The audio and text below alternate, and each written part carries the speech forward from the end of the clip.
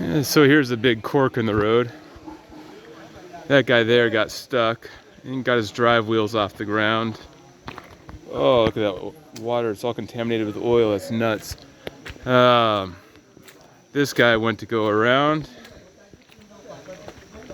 Lost something with regards to his axle. We'll look at the other side in a second.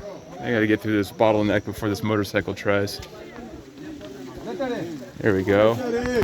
Oh, motorcycle's gonna try to go around this side. That's wonderful. There's that side.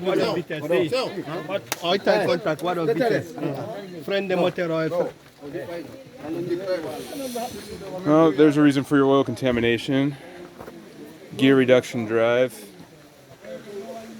No idea what's going on in here.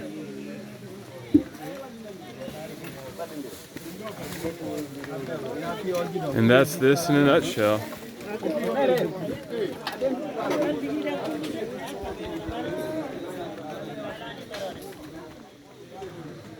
This gray one here, try to pull this guy here with that steel cable.